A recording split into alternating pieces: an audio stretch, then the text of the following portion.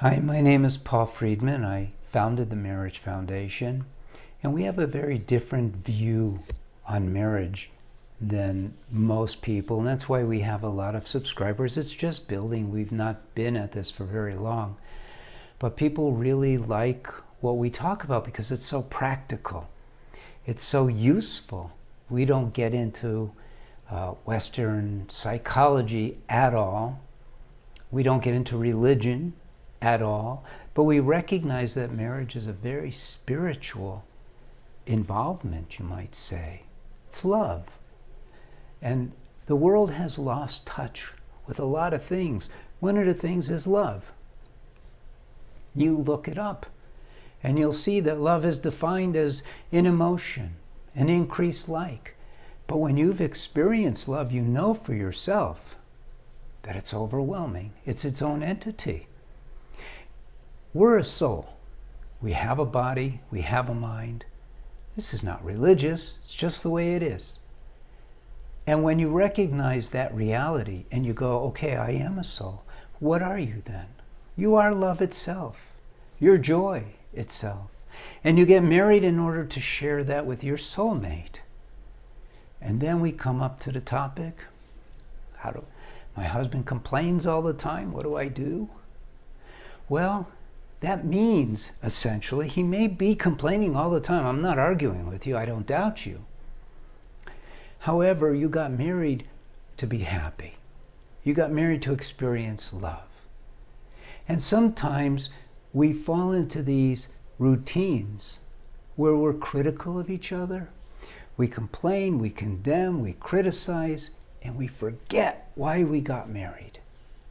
Now, I'm of the firm belief, and we've been doing this for over 20 years, and I can tell you for a fact, it doesn't take two to change everything in your marriage. It just takes you. It just takes one. Could be your husband decided to do something about your marriage, but you're the one searching. So I'll tell you.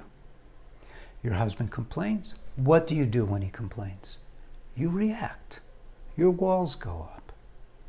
You've allowed your mind to interfere with your heart. If you love him unconditionally, and I'm sure you're trying to do that because that's what marriage is all about, then you ignore your mind's complaints about his complaining.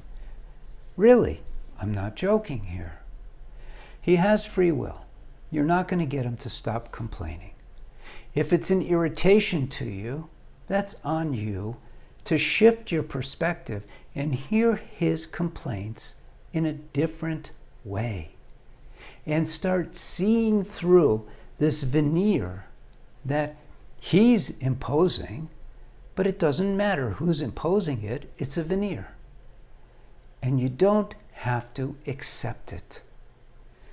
You see, I'm not talking about what to do about what he's complaining about, and I'm not asking you to talk about what he's complaining about, because it doesn't matter.